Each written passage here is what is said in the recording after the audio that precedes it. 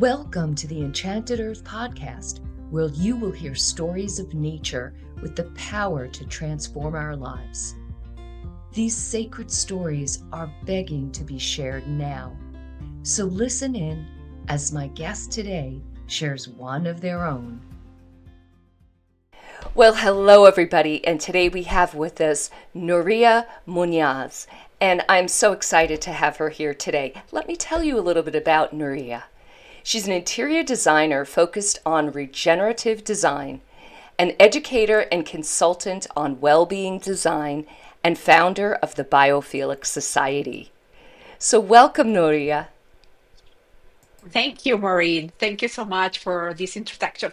I have to change some things of what you've said. I am a co-founder of the Biophilic Society, not founder. Oh, And yeah, that's okay, because there are many other people who've co-founded it. And yes, I'm a well-being designer with a mission of creating positive impact in the world through design. So that's a bit what I would like to add to that. But thank you so much. I'm very excited for today's session. oh, that's great. So you're in Spain. I'm in Spain. Yes. So I where? moved I moved to Valencia, Spain 5 years ago after living more than 20 years in Belgium. And I'm originally from Spain, but from another part of Spain, which is the north of Spain, where it rains and it's green and it's a bit more cloudy than where I'm right now in Valencia. Well, wonderful. Well, I'm excited to just jump right into it. I'm curious. So now you said you grew up in the north of Spain. Can you tell us a little bit about your experience as a child in nature there? Yes, of course, my experiences in nature were already at school. I got very lucky that my parents sent me to this school in the mountains. So I had this typical nice school with views to outside, to the mountains, to greenery, to cows. And our playground was just the forest. So we could just explore the forest. And I didn't know all the benefits that this had when I was a kid, but now I realize like how lucky I was. And I had these friends in my town where they were going to this typical gray cement gray school with very small windows, and I was always like, how can they bear it there? This is so awful. I didn't even realize the impact that this would have on me and in them at that time. Now that we know what biophilic design does, of course, we know the impact and Yes. nature, of course. But it was already then where I'm really grateful that I could have had my childhood in that school, surrounded by that yeah, amazing nature, and really so it's going back to that time already.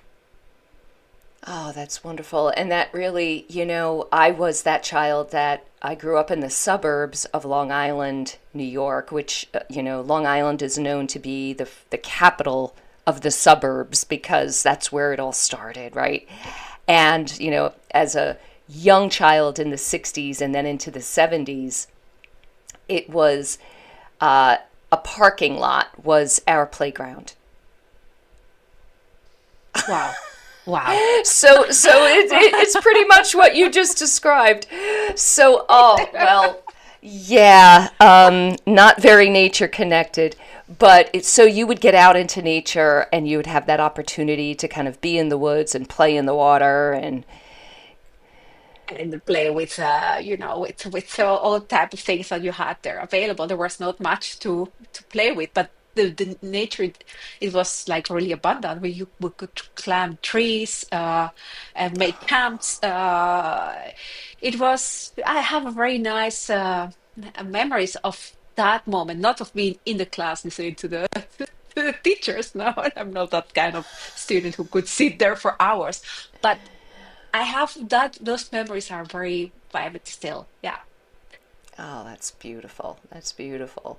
So, yeah, so how did you get into biophilic design? Like, what was your transition? And Okay. I would imagine nature was part of that. Yeah, but there is a big story between. Actually, Uh, huh. I'll start from the beginning. I've been raised, or I'm coming from a family of interior designers. My father was an interior designer.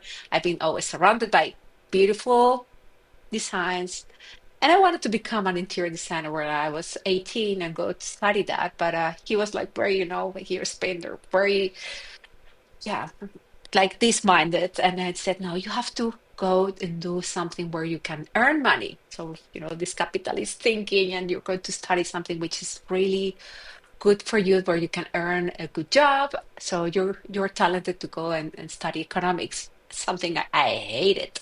But okay, I went to university and I started, and nothing I'm nothing wrong with the economists at all, but it was not my passion. So I started doing this, and I tried it for 2 years, and I didn't dare to say to my parents, like, this is not my thing. So at a certain moment, it was clear that it was not my thing. And I told them, look, I'm not liking this. I'm not able to do these studies. And I jumped into business management, kind of like, it was a bit lighter in terms of studying, and with marketing, a bit more creative. Still not my thing. Okay, I finished that. I got to meet my husband now in north of Spain, and he was living at that moment in Belgium. And I fall in love with him, and I just, when we finished the studies, I moved there. And that's where the new life started. I studied, well, I learned the languages there, and then I said, this is my time to do what I want. And that's where I started interior architecture. And when everything started to get shape into what I wanted to do in my life, which I didn't still know yet. Uh, Anyhow, I started with that, and I got the opportunity to do some projects through my husband's connections in commercial places, retail spaces. And that was a bit what I was starting to do: retail spaces, selling products, selling fashion in that, yeah, in that consuming monster thing. And I was going in a bit on, like a bit on this kind of, yeah, spiral downwards, where through a beautiful course in sustainability and fashion, my eyes went wide open. I said, "But what am I doing here? Well, I'm destroying the planet. I'm not being careful with many things, and there is no purpose anymore. There is nothing which I am passionate about." And that's where I started to go deeper inside of me, deeper reconnecting with yeah, with the purpose, the why here. And biophilic design came across the whole in this story. And I said, okay, but this makes sense. I still have a philosophy which is based in nature, which is what I believe, which is it's pro sustainable practices, which is also pro environmental practices, that love for nature. It reconnects people with themselves, with nature. Eh, That's it. And since then, Maureen, it's been like a roller coaster in an upwards thing. It's like, I love doing what I'm doing. I have to communicate it to everyone. I cannot get enough of what I'm saying. I'm like, okay, we're going to create a platform and this and that, and come on. And I love it. I love it. And I see so much potential here, yet a big work to do in terms of reconnecting to ourselves. And that's a important part of that. I spent a lot of time on finding the purpose, on why we're here, why we're here in this planet, in this moment, and what is the purpose of us, and why we lost it somehow. And Yeah. it's so simple, but still there is so much work to do. There is such a lack of that consciousness in terms of, yeah, we need just to go outside and appreciate what we have out there, because this is us. And if we don't have that, we're going to go even deeper in a wrong spiral, as I was going. Yeah, Okay, so so that was a bit longer. Esperel is like a wind tunnel or something. That's it. Yes, Oh, that's I it. love that. Love that word. Yeah. And it's so appropriate. But yes, I mean, it's just recognizing that what we're doing on the outside world is a reflection of what we're doing inside us, right? Completely right. Right. And Yeah. just seeing that connection. It's like kind of like that sacred geometry, that fractal. We're just a Mhm. fractal of what's going on out there. Just That's it. another The pattern that mimics the yeah, pattern of what we see. It's inside of us. that's it. How you put it very nicely. That's a yeah, that's a fractal. And it's just going like that. And if we change that internal fractal into a positive fractal, into a fractal with love, with purpose, with other values, then just expand that. And if everyone would do that, imagine what a beautiful world. Yeah. So, was there, I'm just going to ask this, was there any experience that you had in nature that kind of was a pivot point to you on this journey here? uh, Different ones. I had several ones, and every time I had one, there was something that I added to that mission or to that way of living or doing.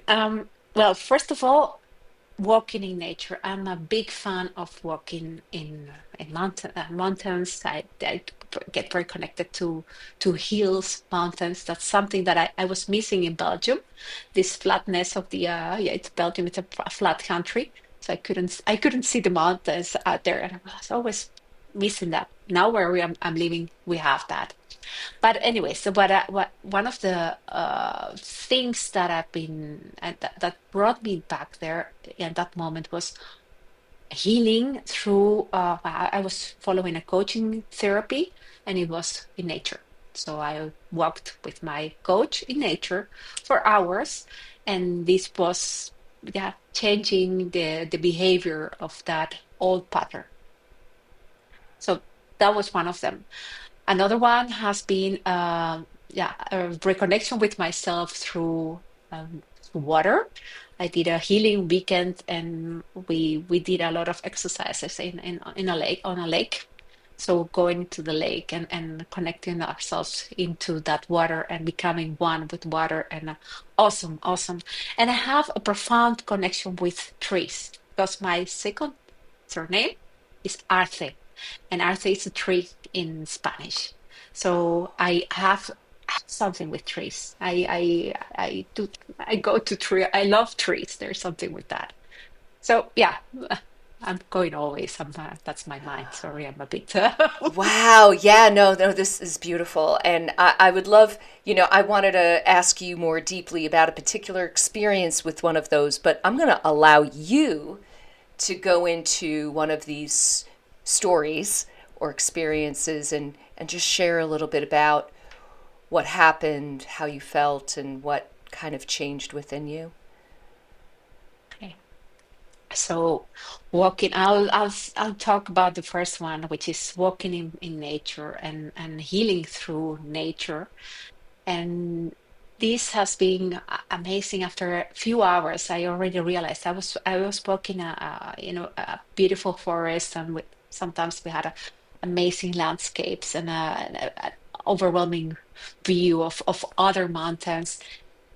Well, this brought me to love to loving. Do you say that way? Loving myself more in other ways. It was like wow, appreciating nature, like, wow, what a beautiful butterfly. Wow, and taking time to stare at the butterfly before I didn't even realize I was, butterfly. Okay, let's go. It started to change, to slow me down somehow, to bring me to this more uh, yeah, status of appreciation of everything which is surrounded. And by doing that, of saying, okay, sometimes I'm enough. And this is ongoing process. Don't tell me wrong, I'm not there. And I think I'll never be them. It's always work. I'm always working on that. But those particular walks in nature did that. I started to shift that. to shift that kind of perspective. And doing that, because this was together with a goddess weekend, it was something where we meditated the whole weekend, and we were like a few women got together. So we came into this state of just laying down and working on our chakras. And at a certain moment, this was very something I've never taught it like that to everyone. It was like my body came out of myself. Okay. And I was looking at myself like that. This is when I decided to move to Spain, start a new business, and start something for good. So my body came out of myself and said to me, "You know what you have to do. It's now the time to do it." After that, I was like, wow, I was kind of flipping and freaking out. Like, what's happening here with me? After that, I got a sore back for a whole day. I was telling to the facilitator, "What's going on here?" I said, "You're moving, baby. Things are changing."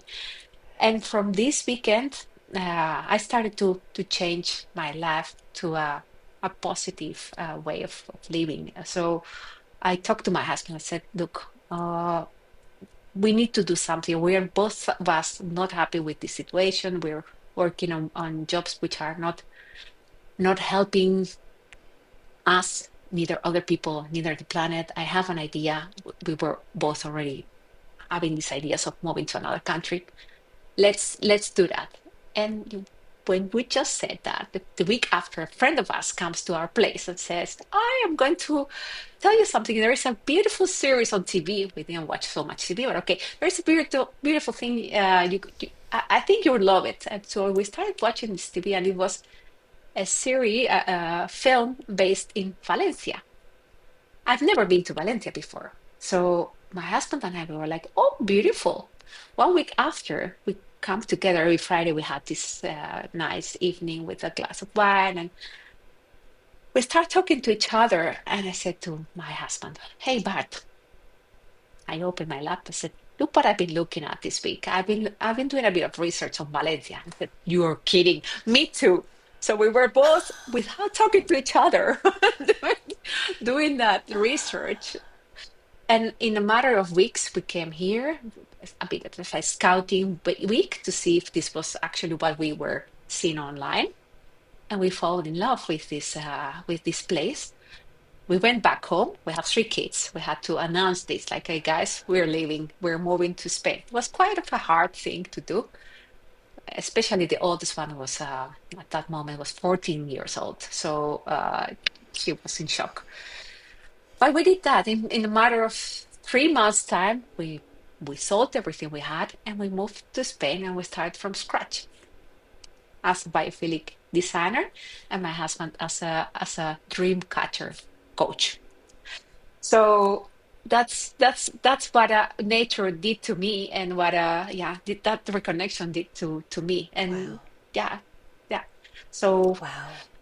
yeah, That it's is the first so time beautiful. So this Thank was the you. first time you shared that particular experience. Wow. Yes, like this life. Yes. So yeah. Wow. Wow. Thank you, Nuria. When we are in those places, those very sensitive places in our life when we recognize that this isn't going, we're just not being fed, or we're not being nourished in the way that we really need to in our lives. It was beautiful that you identified this goddess retreat. Obviously, it kind of, how did that show up in your life, that retreat? Where did you search for it, or did it just kind of show up? Kind of show up. I was searching for a coach, and a coach who was yeah. I just clicked. I love this coach, and this coach was doing this kind of things along the coaching, and said, "I think you need this weekend. We will start with that, along with those walks that we're doing." And it was like magic. This is what I needed actually. And she intuitively pushed me to that weekend, to that amazing retreat. And since then, I'm like, okay, wow, yes, awesome. Yeah, that is beautiful. It's when we go away, it's kind of when we're able to do a couple of days or even a day or even a workshop away from our regular lives and sit with a group of women or people that we may or may not know very deeply, that like it's like severance. It's like the first stage of a rite of passage, Hmm. separating ourselves from our everyday lives and going into a new experience with kind of openness, right? And Yeah. we're kind of at a doorway to experience, and we decide to step through it. Like, yes, I'm going to experience something. We just allow ourselves to experience whatever. Yeah. Those moments are just magical. It's like Yeah. our true selves, our higher selves, our soul can really get through to us and Mhm. show us the way. Yes, that's how it felt, and that's how it feels when you're asking me, tell me something about it, or something happened in nature. It's always that it's a mixture of being outside, being in nature, allowing it to happen. Don't be like, okay, and magic happens. It's really wow. I Yes, cannot yes, describe it with words, but it's you might see it in my face. It's like it's it's amazing what it can happen, what can happen, and what can come to us when we allow this to happen. yes, yes. And there's a sense of certainty. Like this happened. There's no doubting it. Yes, And yes, yes, this yes, was the message. And yes. also like I could just see it in your face. There was this tremendous excitement. Like, oh yeah, this is what I want to do. Yeah, yeah, that's it. And some people looked at me. Well, this was a bit of a crazy moment in my life. I was leaving Belgium, my friends, and some of them they didn't understand the whole thing. You know, "Oh, this is a new Nuria, a new." And they said, are you wicked? Did you become a witch? What's going on with you? It's like, no, I'm really, this is me. This is, I'm flourishing here. I'm really having, and through that process, you realize who is aligned with you, who is not aligned yet, Right. who is understanding you. Some of them, they thought I was really like, yeah, freaking out a bit, like it's not normal that you do this.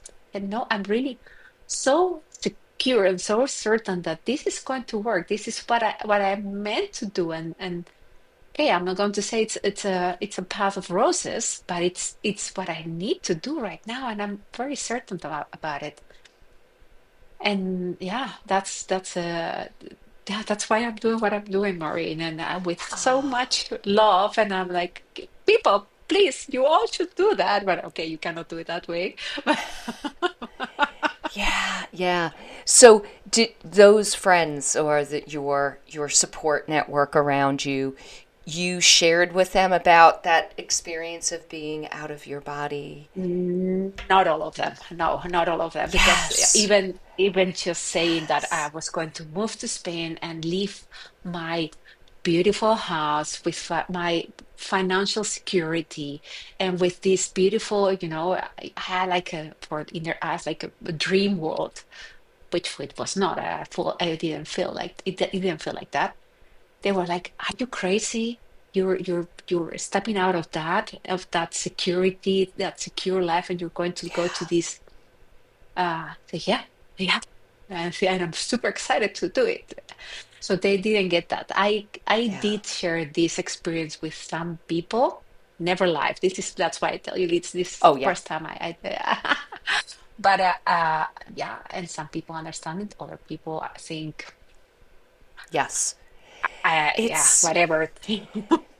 yes, so these really moving stories, experiences that we've had are so sacred, and there is this reluctance to share it with the world. Or yeah, we kind of go through a little filter of, can I share? I'm excited. I want to share this, but can I share this with this person? How are they going to Mhm. judge me, judge what happened?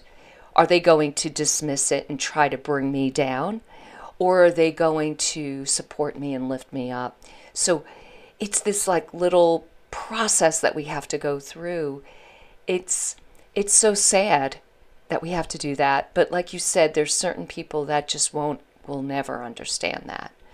No, no. No. That's and I see the same in our industry. So why are we talking about all the science which is helping us to, yeah, all the benefits that biophilic design has through papers, through science, through, we need to show that because otherwise the industry will not get it, Right. it will not buy it.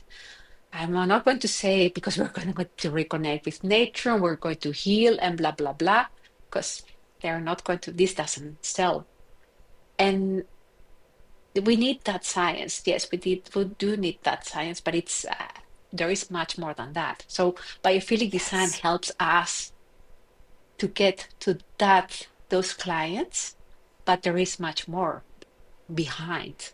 When I founded the ecosystem, I co-founded Biophilic Society together with the LFE, and we were talking about biophilic design, which is a great passion of mine.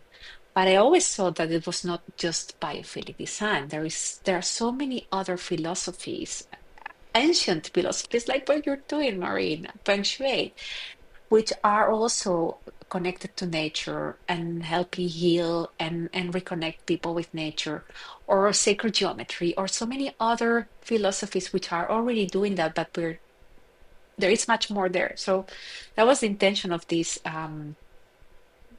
Habitat Harmonia ecosystem to open up the spectrum of those designers and those people who are in the built environment to get small nuances of what can be done, what it's next. And yeah, that's without being too pushy, without saying, okay, this is it.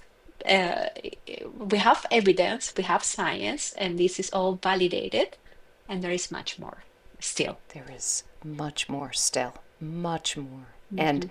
I would even go further, a little out Hmm. there, earth energy healing. Yes. Ah, Uh-huh. Hmm. connecting in with the nature spirit of the land and That's it.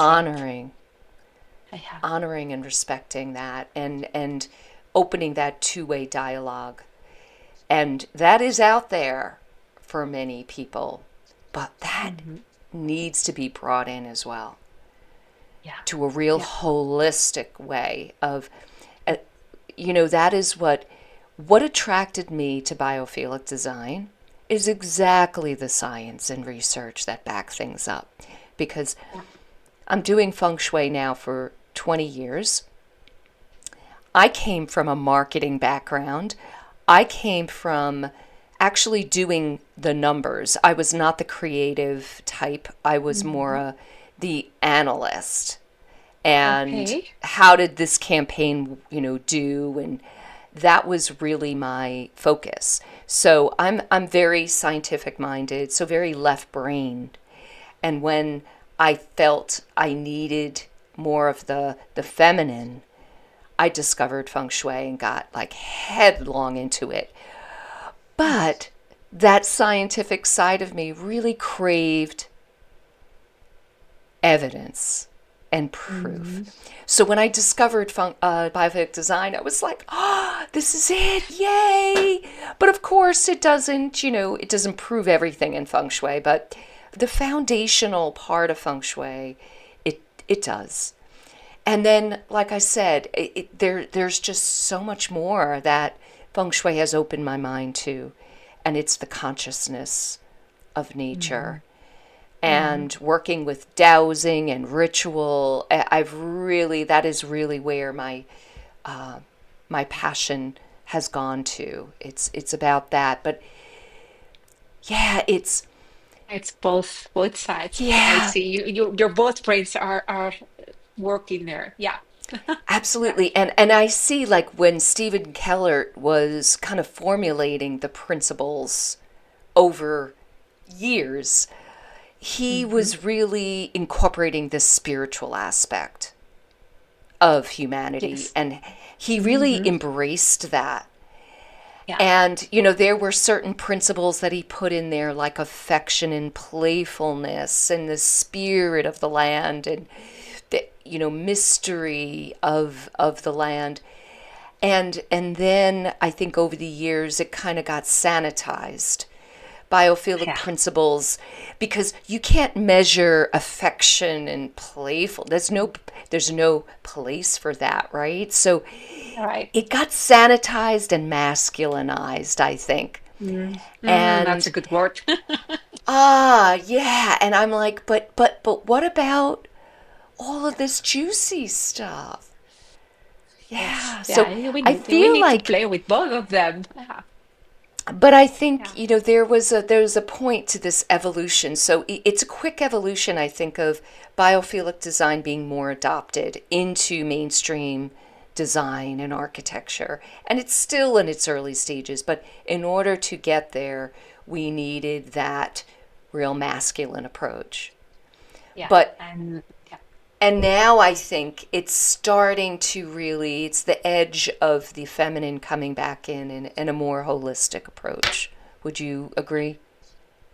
I agree. Well, that's also I really hope that we're going in that way, Maureen. But I still see that the industry needs that masculine part, and we're still talking about that ESGs, all those ticking the boxes things.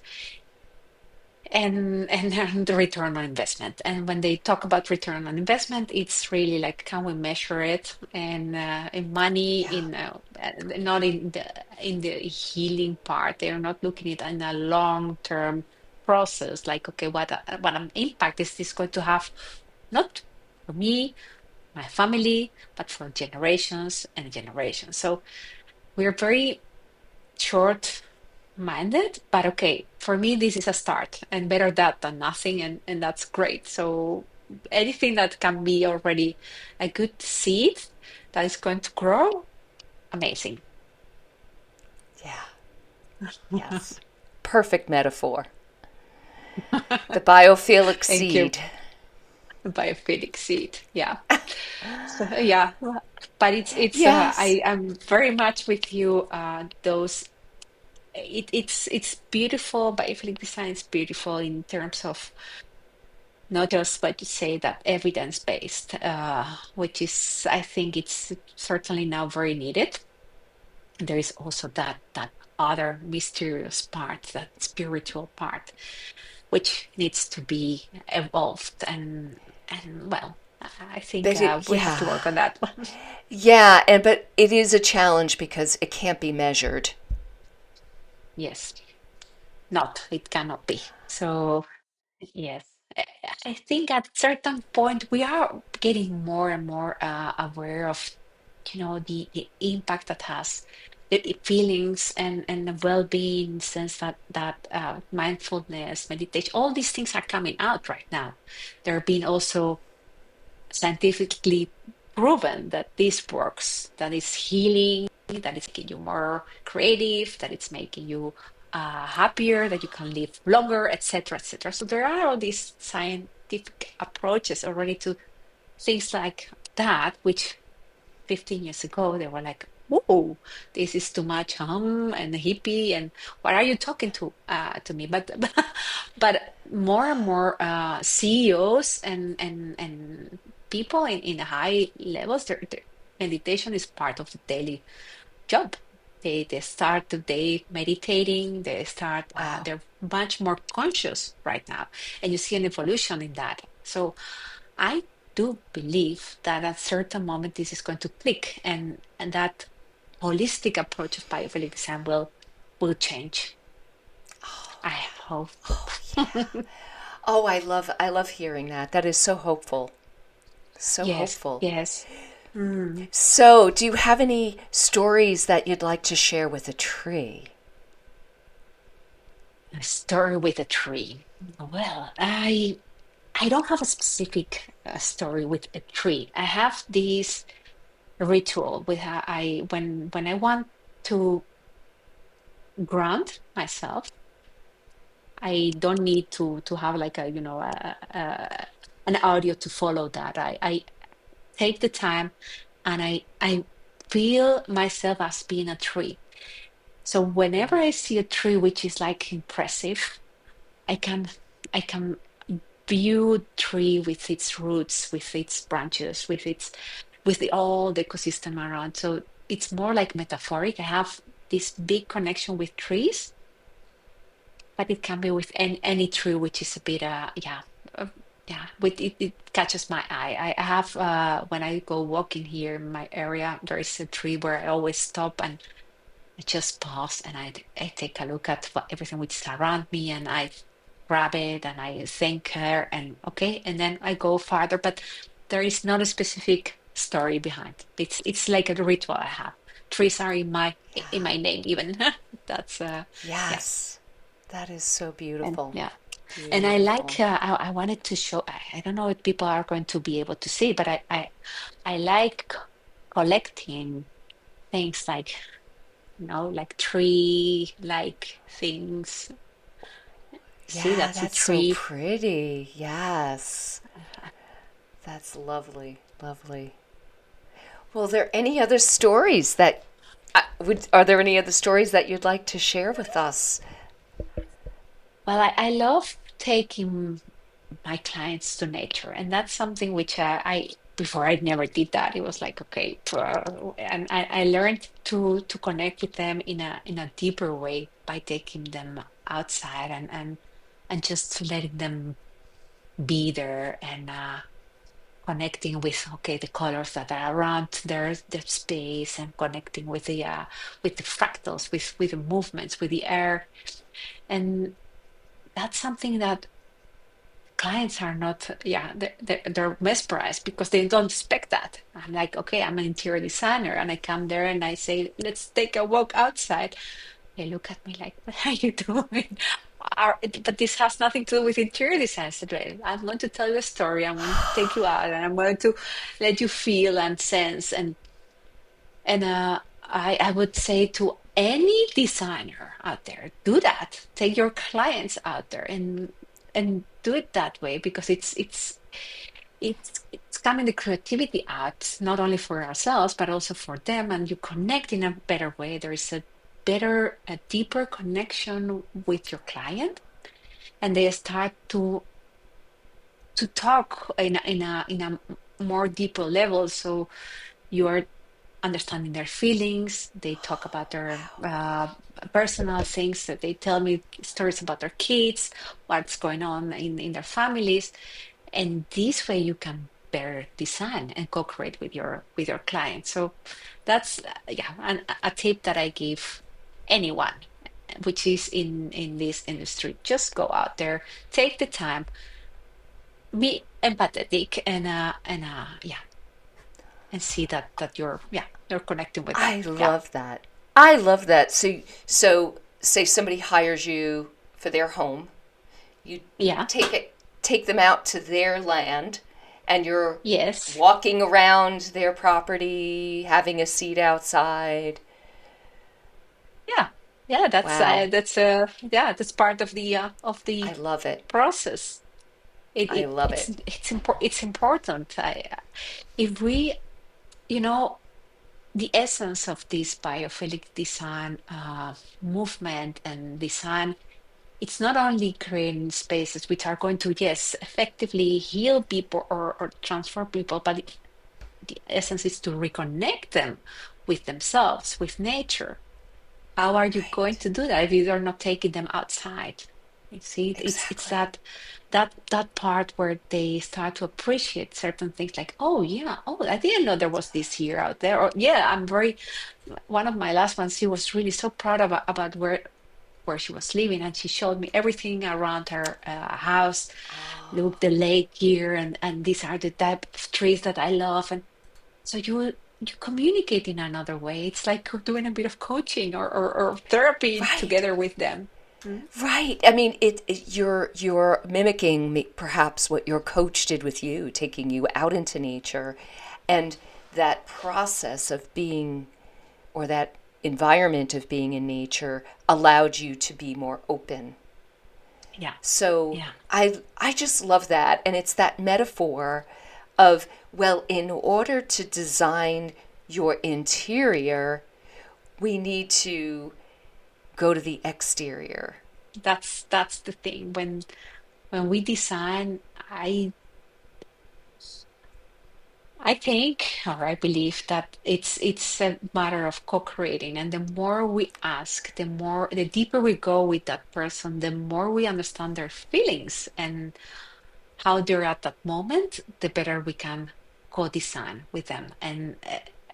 And all these tendencies of trends of we're going to do this way or that way, they're just trends. And what it stays is actually the essence of the person, and we need yeah, it doesn't come the word in English. I'm thinking in Dutch now. Sometimes happens. I have this we have to admire and to yeah, to put that on a pedestal and listen to our clients and listen to the land and listen to the space and listen nature to ourselves as well and be humble. Yeah. Okay, so where on your land is your energy drawn? I'm drawn to the tree out there. There is a huge, beautiful tree. It's called an algarrobo. It's a Johannes bread tree. I don't know if that's the word in English. It has this. It's the fruit is it's dark brown. When you break it, it smells like chocolate. I don't know if Oh you. my God. I love it. And it's it's an ancient, yes, it is amazing. It's an ancient tree. It's more than 100 years old. And it's like you just get when you get out there, you just want to go there. So that's and I can see it from here. I can see it right there. Um, okay, so before we wrap up, are there any last words you'd like to share? Well, I think I said everything. I think the for me the message I can, and I know you're so aligned with that. It's about that reconnection part of ourselves with nature, or we with nature and nature with us, and being humble in terms of honoring and thank you in what we have had, and being grateful.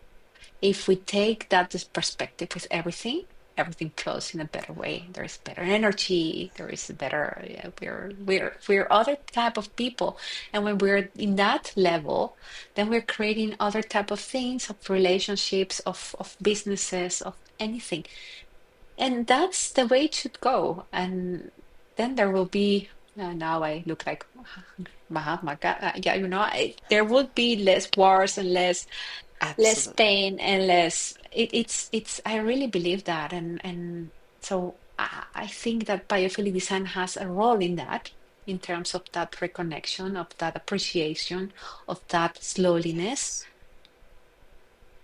Yes. So that's what I want to add. I would Absolutely. talk for hours. Sorry, Maureen. Oh, well, yes. And, just kindred spirits. And I would say yes to all of that. I do think this is a very exciting time to be alive. I really do feel that consciousness is such an amazing topic, and there's greater Yeah, consciousness than ever before. that's right. That's right. And it's And spreading like wildfire. Yes, absolutely beautiful. Well, thank you so much for being on here today. I'm just so excited to have you. I was also very excited to be invited, Maureen, and it was a great talk. And I love this program. I love what you're doing, and let's move forward this Yes, message. Thank you so much, yes, thank Maria. you.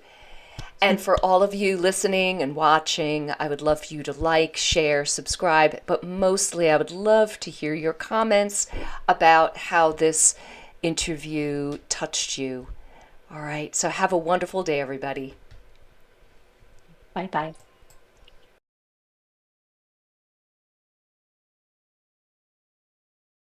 Thank you for being a part of the Enchanted Earth podcast. Please hit the subscribe button so that you'll know when we publish another inspiring episode. Check out my book, The Enchanted Earth, available wherever online books are sold. Thank you and have a magical day.